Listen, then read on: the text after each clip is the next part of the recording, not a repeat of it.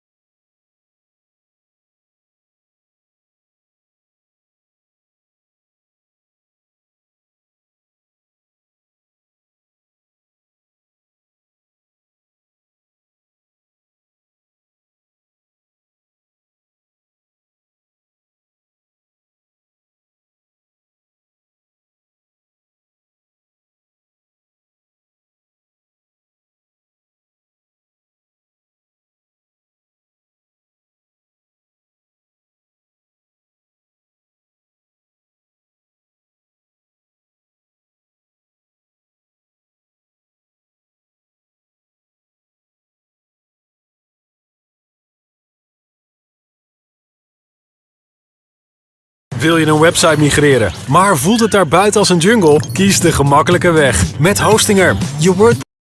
If you can see it here and you have the courage enough to speak it, it will happen. So a lot of times people believe in certain things, but they keep to themselves. They don't put it out there. If you truly believe in it, if you become vocal with it, you are creating that law of attraction and it will become reality. Make this note. Don't become a victim of yourself. Forget the thief in the alley that's after your purse. What about the thief in your mind that's after your promise? There's this thing about people and they talk about manifesting. It's fucking real, man. Manifesting is real. When you figure out who you are and what you want to do, and you devote your life to it like a maniac, like you're all in on this thing, and you manifest, most of these people end up doing what they say they're going to do and being who they say they're going to become. It's real. And there's no excuses. There's no fucking days off. There's no everybody's against me and this didn't happen for me because of this and that and all this whining. It's these people who dive in and they're hardcore and they're focused and they know what they want. They know who they are, and they lay out these short-term goals and this roadmap on how to get there. Most of those people make it. He's the biggest man I've ever seen. I wouldn't want to fight him. That's why no one will remember your name. There's people like us where we're crazy in the sense that we believe to be, it's almost delusional sometimes. Yes. You have, like, what's the one, I've heard this quote on the JRE before, it's like greatness and madness are next door neighbors and they just borrow each other's sugar once in a while. Bro, I can manifest like a motherfucker. Everything comes from the imagination. Everything comes from the imagination. So the power of the mind, people don't understand. We still don't understand. I still don't understand how powerful it is. I'm still learning. But I know one thing is I can make things happen. I can go into levels, I just can't tell the world, but like there's levels that like I've manifested things that I'm just like, I still shock myself, like how the fuck did I make that happen? And this is not even to do with fighting, this is to do with my personal life. And I'm like, I made that happen. And this is through this like manifesting subconsciously as well. Just years of something just manifesting, and boom, it's right there. I'm just like, shit, I really made that happen. It's scary, man. True years in the gym, true wins, true losses, true life. I just realized that if you say it to yourself and you look yourself in the eye and look yourself in the mirror and truly believe that not a man alive can beat you, then that is the way it is. And just true hours in the gym and preparation, I feel that I am untouchable right now. I want to reassure you that no matter what the night, no matter what the storm, no matter what the difficulty, there isn't anybody here that can't figure it out, find some things to do, step at a time, yes. Minute at a time, yes. Day at a time, yes. Week at a time, yes. But there isn't anything you can't walk away from. There isn't any challenge you can't overcome. I want you to have that kind of belief in yourself. Maybe it was your time to lose. You didn't think so. Lose? I don't lose! I win! I win! That's my job! That's what I do! If a person would sit down and let their body relax, totally relax, okay, and then start to visualize in their mind, see themselves the way they want to see themselves. See how you'd like to live your life. See yourself living it that way. Now understand that that's a picture in your mind. Take that picture and describe it. Write it out in the present tense. I am so happy now that I see myself, and write it out. Start to read it and read it and read it and read it every day. Carry it around and keep reading it. The one point that all the great teachers all down through history have all agreed on, they've been in complete unanimous agreement on it, we become what we think about. Now it may be fantasy at first, it might even appear to us as being a lie. But if you read it often enough, you'll start to believe it. I watch people in the personality change right in front of my eyes, and all they're doing is starting to see themselves different. They're starting to think different thoughts. Nah, I feel confident because I'm the best player in the world. That's simple. You can have anything you want if you want it badly enough. You can be anything you want to be. Do anything you set out to accomplish if you hold to that desire with singleness of purpose. If you want revenge for the bad things, that have happened in your life, start with the version of you that hasn't lived up to your potential. Connor, in February of 2013, we spoke for the first time. You didn't have a car, you didn't have a pot to piss in, all you had were blueberries. Now here you are with the undisputed gold. Enjoy it, my friend. You deserve it, you called it. Yeah, from nothing to something to everything. You know, two years ago, and I had to go in my head that I'm going to be the best player in the league. I believe in the law of attraction. It's something that is like an internal belief. So I just feel it in my whole being that I'm the best fighter on the planet. I honestly have convinced myself that I'm not designed to lose. Power of the mind. And I believe that that you can speak things into existence. And I believe that when you know where you're going and you know what you want, the universe has a way of stepping aside for you. The first step before anybody else in the world believes it is you have to believe it. And I've always had visions of better. I've always visualized better. And in times of struggle, like driving down in a banger of a car that I had to push start, I'd be still driving a soft top Bentley around beautiful California in my head. And lo and behold, now I am driving a beautiful soft top Bentley around California. So I always visualized good things. I always visualized victory, success, abundance. I visualized it all, and it's all happening. Around 2010, 2011, I went through this huge spiritual thing where I became obsessed with the power of the mind. Meditation, visualization, and just realizing how powerful our minds actually are, like how we really do paint our world with our thoughts and our level of self-belief. So I took myself from being very average-minded to actually believing that I was the shit and believing that I could be the shit and that I could be the GOAT and be the greatest and never lose. And I took myself to a different place mentally, and a lot of it came from mental practice and meditation and visualization and just seeking knowledge from people who are strong believers. I knew I was going to be the person to bring martial arts to the public eye. And now it's happening. You know what I mean? There's two things I've learned from these past 7 months. Number one is that hard work pays off. And number two is that dreams come true. And that's what's happening. Everyone is jealous of what you've got. No one is jealous of how you got it. People see the trophies, but not the training ground. Everybody wants the view, but no one wants the climb. A negative mind will find any way to make the world fit his priors. Right. So if you go into a situation adamant that you are unlovable, unwanted, broken, flawed, insufficient, you will manage to warp reality to be able to fit what you already believe. That you used to go up on Mulholland Drive and park every night and visualize seeing yourself as...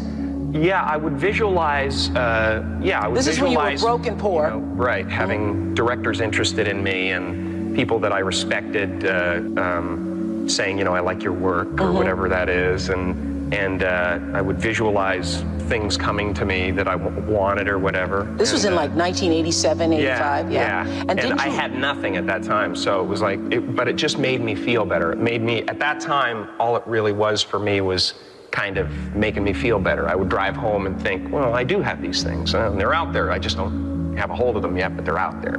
It's a beautiful feeling when preparation meets opportunity. Nothing is impossible. You know what I mean? You can achieve anything. That's how your mind works 24/7. It never turns off. You have got to change the way you think. It is the whole determining factor of where you go in life.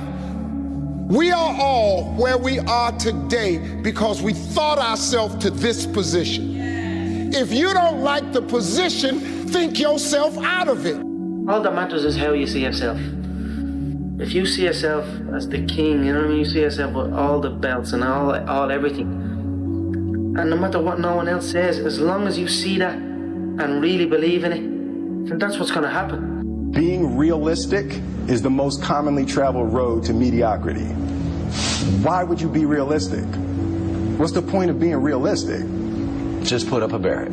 Yeah, I'm going to do it. It's done. It's already done. The second I decide it's done, it's already done. Now we just got to wait for y'all to see. Is there any limit to your ambition? No. Or any limit to what you think you can achieve? Well, No, because I think right now, if I was to quit rapping and I said I want to go to the NBA, I would be in the NBA. No, you wouldn't. Yes. No, you wouldn't. Yes, I would. No, you wouldn't. Yes, I would. Why would you think you could make it to the NBA? Because I think I can do anything. You need to tell yourself if you're going to win or lose, and there is no opponent. There's no knowing. You're against yourself. I believe in myself so much that nothing is going to stop me. The sky is the limit. And as a kid growing up, I believed that.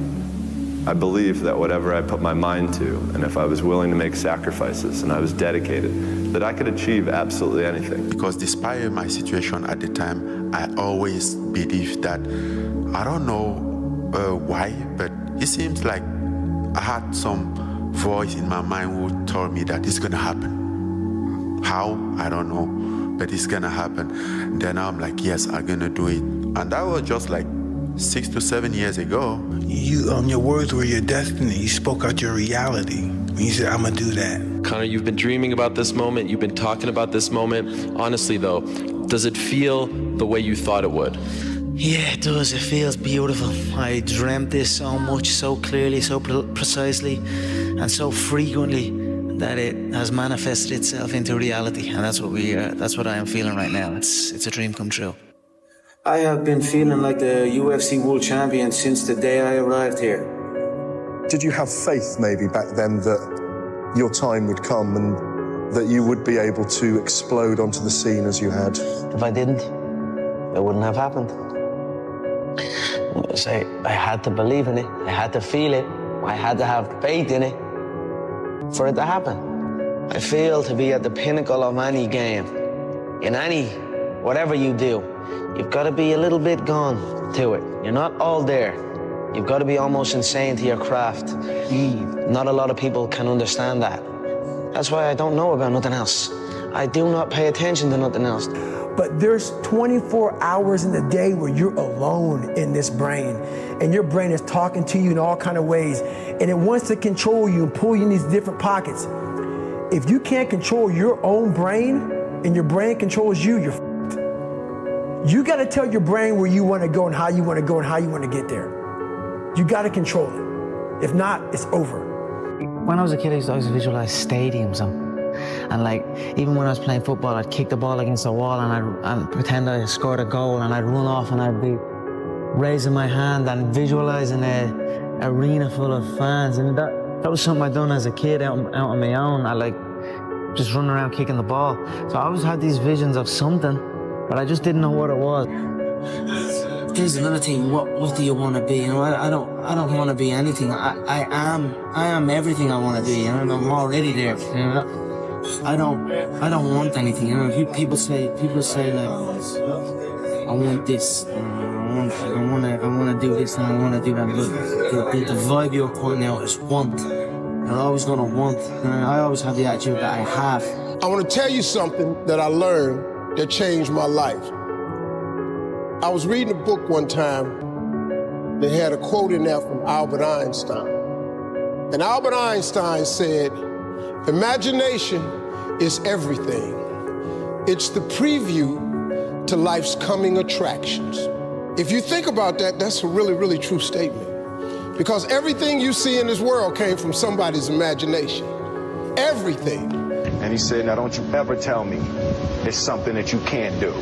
You know, I heard a quote one time from Vincent van Gogh that really rang true. He said, he has dedicated his life to his art, and he has lost his mind in the process. And when I sat and I thought about that, it sounded very familiar. I have given every single thing, every ounce of my life to this craft, to perfecting my craft, and I continue to do so. And in the process, I have lost my mind, but in a good way, to regular society, to people who wake up at 9 a.m., who clock out at 5 p.m. They would look at me and say, I've lost my mind, but me, I have found it almost. Me, I want what's coming to me. Or what's coming to you, Tom? The world, Chico. And everything in it. And you know what it is? No matter how many times people put you down and write you off in life, never pay attention to it because it doesn't mean anything. because I proved, as just a normal looking man, average Joe, that anything is possible, no matter where you are in your life, how dark of a place you're in. It doesn't get any darker than committing suicide, and I was there. To come back to lose all that weight, to lose over 10 stone in weight and get back mentally well again and regain the crown jewels in boxing. It's been a fantastic career, and you should never let anybody crush your dreams, because anything is possible, and I'm definitely proof that it's true. Thank you. Like, if you have a clear picture in your head of something is going to happen, then nothing can stop it. You know what I mean? It is destined to happen. So I think a lot of us have the battle of the other self, that we're the lesser version of ourself that we're trying to kill every single day. And so a lot of times we have this desire to point the blame finger externally, but wherever you point the finger of blame, power follows. And so whoever I blame for the life I have is the person who I give all the power over my existence, over my circumstances. And so it hurts, but if you turn the finger inwards and you start saying, I don't like my life. The person that I need to punish or get back at is the real person who got me here, which is me. Make a choice. Like, you just decide what it's going to be, who you're going to be, how you're going to do it. Just decide. I done everything I said I was going to do. I was laughed at. I was literally laughed at to win that second world title. When I first came into, I was going to take these 2 world titles down. Laughed at. That's never going to happen. An Irish man even winning the UFC. When I said that, I was laughed at. So I said I was going to win the 2 world titles. I won them. I done everything I said I was going to do.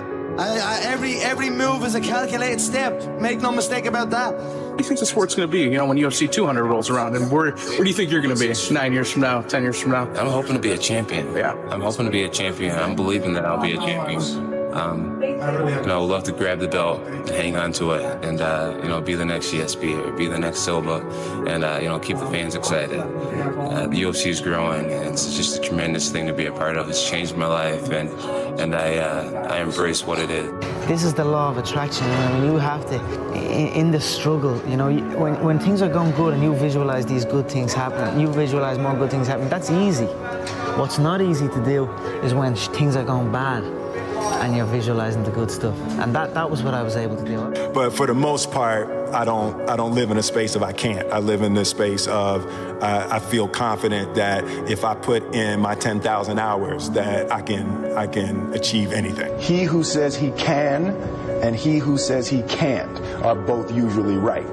And I genuinely believe that I could do anything. And I went from a very average thinking person, like just an average 19-year-old. Yeah. When I really dug into the power of the mind and how important it is to look at yourself in a high regard and to believe that first you can. And that's when I started to fly. Greatness is not this wonderful, esoteric, elusive, God-like feature that only the special among us will ever taste. It's something that truly exists in all of us. It's very simple. This is what I believe, and I'm willing to die for it. Some games and some moments, you're getting a little bit more upset. For example, after the Euros, to eliminate penalties against France, take 2 days because it's a special moment, pressure. But that's it. Listen, 3rd day. Anything you want, you can get, period. And you gotta wake up and tell yourself that every single day. Look yourself in the mirror and tell yourself what you really want. You're the one. And when you realize that, I'm telling you, you're gonna be very powerful. Because you can control what you can control. The world is in your hands. And we're just waiting to see what you're gonna do with it. I want to represent an idea. I want to represent possibilities. I want to represent the idea that you really can make what you want. I believe that I can create whatever I want to create. You have to start with action. It needs to be, okay, what would have had to have happened in a week's time for me to look back on that week and find pride in myself? Okay, maybe stop breaking promises to yourself. When you say, I'm going to wake up tomorrow at 7 a.m., And when the option comes to hit the snooze button, don't do it. There's one win that you've got for the day. That's action. I think that there's a certain delusional quality that all successful people have to have. You have to believe that something different can happen. And I think of one at a time, a minute each. I see and feel something in my life that I'm really grateful for. Wow. I do little things and big things, so you don't have to have a giant thing to be grateful. And then I do 3 minutes of what I call, 3 to thrive. I think of 3 things I want to make happen, outcomes, results, and I don't sit there and beg for them or pray for them. I see them as done, I feel them, I celebrate them as done, because when your subconscious mind believes it's done, it makes it happen. So it's kind of programming it. And the whole thing only takes 10 minutes. Tired, 14 days, 13 days, whatever the hell it is, don't mean nothing.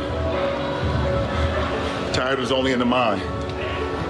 You tell yourself you're tired, you're gonna be tired. I don't get tired. I can. Discipline is doing what you hate to do, but doing it like you love it. I love that quote. Yeah, and that's what you have to do to be the best. Do or do not. There is no try. Everybody asked me the question. They wanted to know what kind. I knew he's gonna wild out and he's gonna do something crazy. Everybody wanted to know what I would do if I didn't win. I guess we'll never know. How do I gain more confidence? It starts with yourself, man. You gotta start diving into those things that you're afraid of. You don't gain confidence by going to the spot that makes you feel good. It could be a false reality. What gives you confidence, not being afraid, is overcoming the fear. I used to stutter severely bad. So right now, I don't know how many people are gonna watch this. You know what gives me confidence? Is knowing I no longer care if I sit here and start stuttering to you. Yeah. That's what gives me confidence, is facing these things, overcoming them. And maybe not overcoming them every day, but facing them. And facing them and facing them. Pretty soon like this, you know what, man, this is where it's at. It's not in that comfort zone. It's in the discomfort zone. The only thing that you can do is win so big that all of them constantly compare themselves to you, and then you'll forget they exist. Success is the only revenge. He's like, it's not the best revenge. He's like, it's the only one. There's no other revenge. Because everything else is petty. Everything else does show that you were thinking about these people all day long, which means they win by default. A few weeks ago, I was in the gym working out, when this NBA player walks in with his trainer. I could tell by the exercise they were doing, he was used to doing just 12 reps. Because when the trainer said, let's do 15 today, he got a little attitude. It became very clear to me on why he was a bench warmer. Having that bare minimum attitude will keep you out that bench. It motivated me though. It was locked in my brain. It's still there now on how he sounded. It kept me in the gym another 2 hours. The thing about it is this. It's not just the 3 reps that he failed to recognize. It's what happens to those 3 reps that make you better. Never do the bare minimum. Stay hard. Because I want to be great. And you're not. I want to be one of the greats. People want to know where I find my strength at, where I get my strength. I get it from a lot of places, but right now, this morning, I'm getting it from, there's not a mother that's up. There's not a car, there's not a person. Everybody's in their bed, sleep, dreading that it's a Monday, hate it's a Monday. And I'm loving it. I'm loving that. Where everybody's getting weaker, I'm getting stronger. It's not about the running, the swimming, the push-ups, the sit-ups. It's about what those things do for your mentality. You don't get better on the daggone couch. You get better by coming out here and getting the after it every daggone day. Connor, in February of 2013, we spoke for the first time. You didn't have a car, you didn't have a pot to piss in. All you had were it, you called it. Yeah, from nothing to something to everything. Man, bro, when you really want something, you're gonna find a way, ultimately. And it might not be today or next year or 5 years or 10 years, but this thing takes priority and precedent over all other things. And even then in this life, it's not necessarily guaranteed that you'll get there, but I know what's not guaranteed is you being comfy and getting there. That's not happening. Greatness is not meant for a few chosen people. It's meant for those who persistently pursue their dreams every day and make that choice when they wake up. So just a mentality, really. Aspirations come from people that do amazing things, but they're really ordinary people just waking up every day doing it, doing the little things that other people aren't doing. So this guy just passed me. He said, Goggins, just be average today. Some of you just don't understand. Some of you been average for so damn long, you don't know what it is to do hard work. But there's a lot of you out there who want to be much more than average, but just don't know how to do it every single day, the grind. And you find someone to oil those ears up. So check it out. This is a mindset. Maybe it's true, maybe it's not. But there's a motherfucker out there who wants what you have, who wants the position you are, who wants the job you have, who wants the wife that you have, or the husband. There's someone out there hungry and wants everything you can have. Maybe it's true, maybe it's not. But if it is, it's gonna be your ass. So make that a motivation for you. Stay hard. We're not on this stage just because of talent or ability. We're up here because of 4 a.m. We're up here because of 2-a-days or 5-a-days. We're up here because we had a dream and let nothing stand in our way. If anything tried to bring us down, we used it to make us stronger. We were never satisfied, never finished, will never be retired. My high school English teacher, Mr. Fisk, he had this beautiful quote, and it read, "Rest at the end, not in the middle." And I took that to heart. I believe there's time for resting at the end, but for me, that time is not now. My next dream is to be honored one day for inspiring the next generation of athletes to have a dream, sacrifice for it, and never ever rest in the middle. Why do we force? So that we can learn to pick ourselves up. We will win, because we will hit all game. We are motivated. We are dedicated. We will win, because we are the best on the field. Could you do me a favor? Stop being scared to be you. Start being you. Fuck what they think. You keep running. Oh, they going. Fuck what they gonna say. Start being you. Listen, before you know, life is gonna be over, and you're gonna say to yourself, "I didn't live my life." I'm seeing too many people out here being clones of people that they never met just because they see them on social media and they put this whole show on, this production of their life is so great that you don't even want to be you, that you abandon yourself. I ain't gonna never jump outside of myself and be nobody else. I'm gonna be me. Start being you and stop being everybody else. Stop being scared. What's the least amount of sleep you played a game on? Story where it's like, no one knows about, where you went and played a game and it was so insane for whatever reasons. No sleep. You played a game with zero sleep. Zero sleep. Zero sleep. It's like, kids, Natalia had a certain, health situation or what have you, and you're staying up all night, and then you got to go out and perform because fans don't know, teammates don't know, nor do they care, nor should they, that you've been up all night. You got to perform, right? And so you just got to go to work, man. I'm obsessed with finding myself now after and not having to prove anything to anybody other than myself. You see this guy here staring back at you? Yeah. That's your toughest opponent. Every time you get into the ring, that's who you're going against. I believe that in boxing, and I do believe that in life. My hero. That's who I chase. Now, when I was 15 years old, I had a very important person in my life come to me and say, "Who's your hero?" And I said, "I don't know, I got to think about that. Give me a couple of weeks." I come back 2 weeks later. This person comes up and says, "Who's your hero?" I said, "I thought about it. You know who it is?" I said, "It's me in 10 years. So I turned 25 10 years later. That same person comes to me and goes, "So are you a hero?" And I was like, "Not even close." No. She said, "Why?" I said, "Because my hero is me at 35. So you see, every day, every week, every month, and every year of my life, my hero is always 10 years away." The way I look at it within myself, or why not, or why can't I be the MVP of the league? Why can't I be the best player in the league? I don't see why. Why can't I do that? Be the guy who embraces the ugly, the miserable.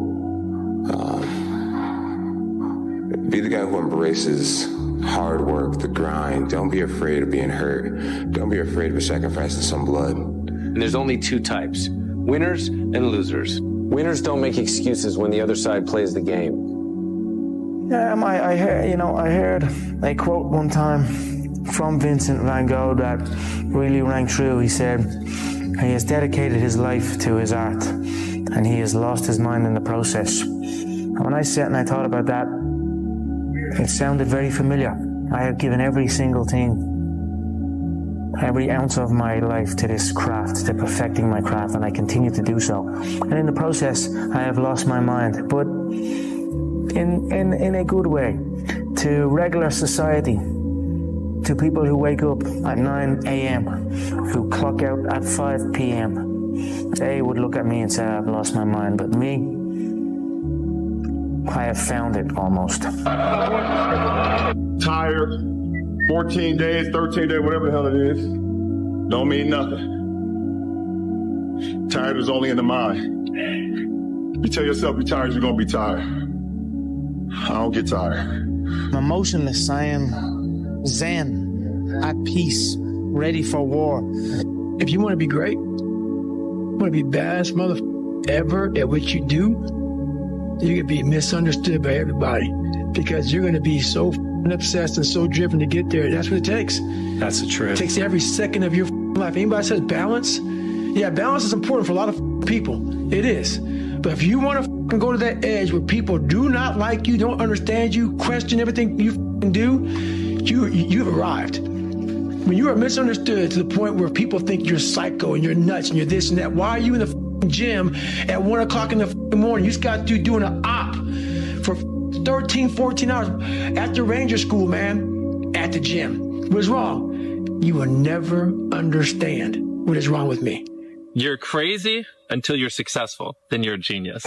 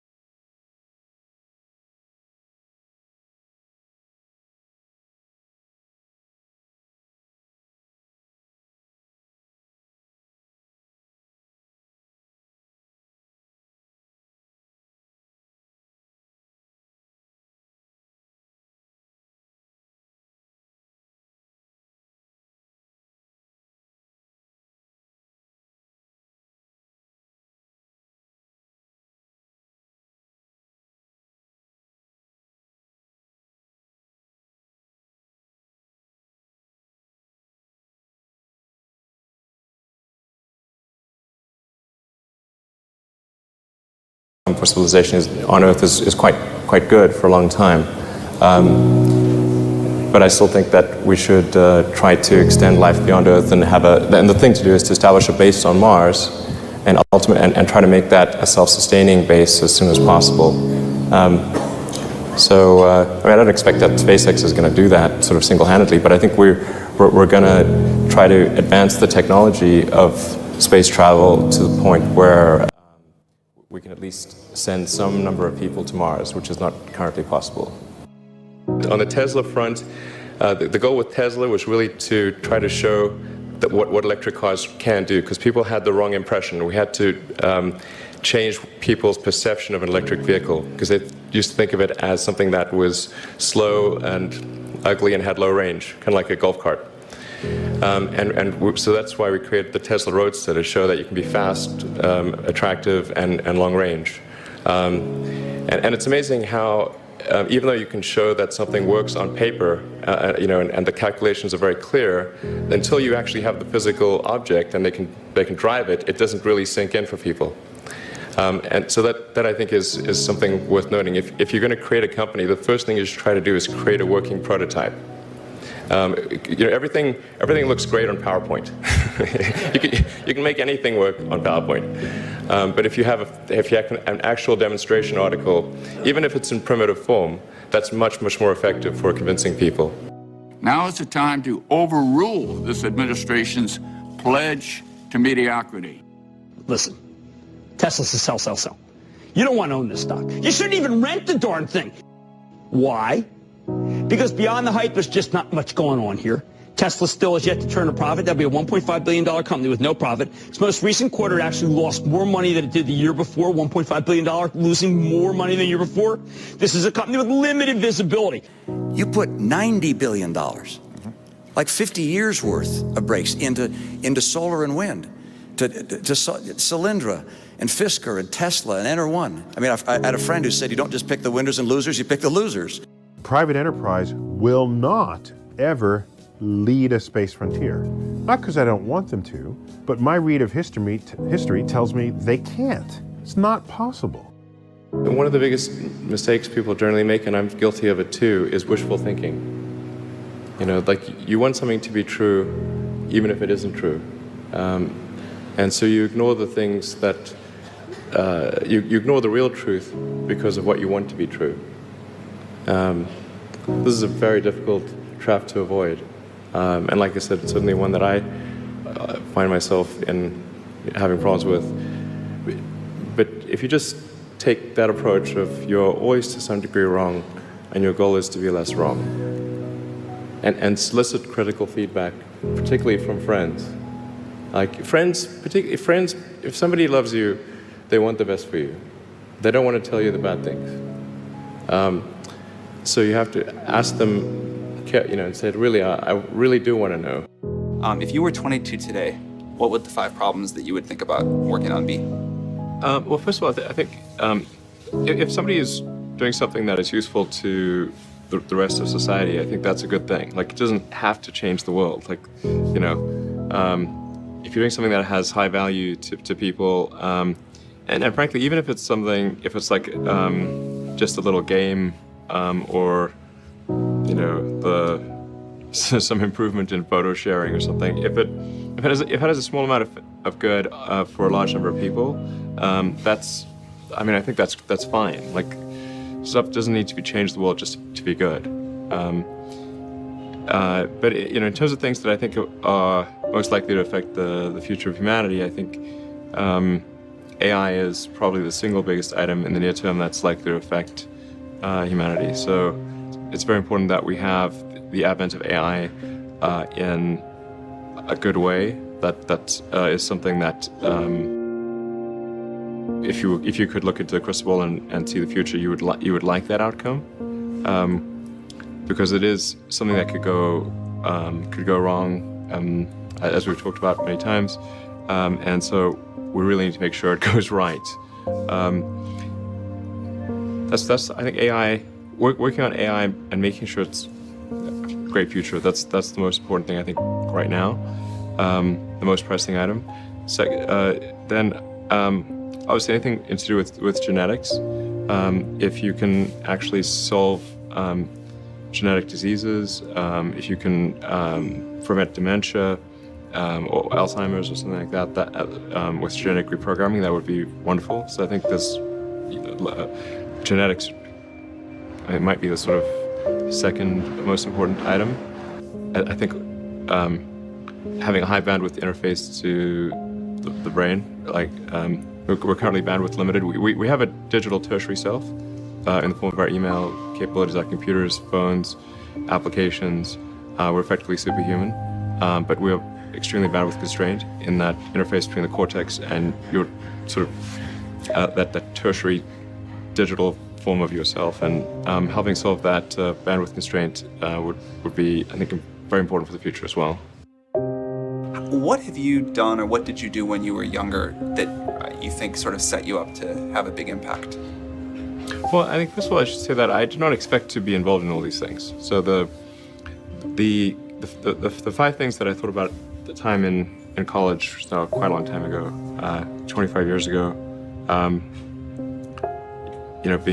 making life multiplanetary, accelerating the transition to sustainable energy, the internet, broadly speaking, and then genetics and AI. I think I didn't expect to be involved in in all of those things. I actually, at the time in college, I sort of thought helping with electrification of cars was how I would start out, and that's actually what I worked on as an intern, was advanced ultracapacitors to see if they would be a breakthrough relative to batteries for energy storage in cars. And then when I came out to go to Stanford, that's what I was going to be doing my grad studies on, was working on advanced energy storage technologies for electric cars. And then I put that on hold to start an internet company in '95, because there does seem to be like a time for particular technologies when they're at a steep point in the inflection curve. And I didn't want to, do a PhD at Stanford and watch it all happen. And I wasn't entirely certain that the technology I'd be working on would actually succeed. Like you can get a doctorate on many things that ultimately do not have a practical bearing on the world. And I wanted to, I really was just trying to be useful. That's the optimization. It was like, what can I do that would actually be useful? How should someone figure out how they can be most useful? Whatever this thing is that you're trying to create, what would be the utility delta compared to the current state of the art times how many people it would affect? So that's why I think having something that makes a big difference but affects a sort of small to moderate number of people is great, as is something that makes even a small difference but affects a vast number of people. When you're trying to estimate probability of success, so you say this thing will be really useful, good area under the curve, I guess to use the example of SpaceX. When you made the go decision that you were actually going to do that, this was kind of a very crazy thing at the time. Very crazy, very for sure. Crazy. Yeah, people are not shy about saying that. But I kind of agree. I agreed with them that it was quite crazy.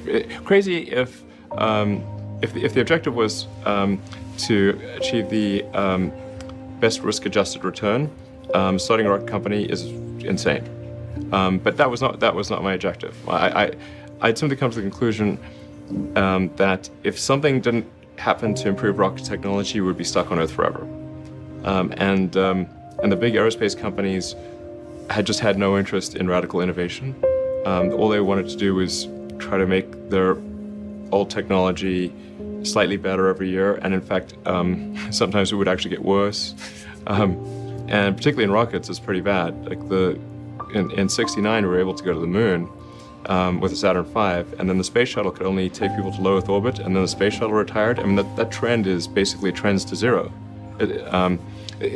People sometimes think technology just automatically gets better every year, but it actually doesn't. It only gets better if smart people work like crazy to make it better. That's how any technology actually gets better.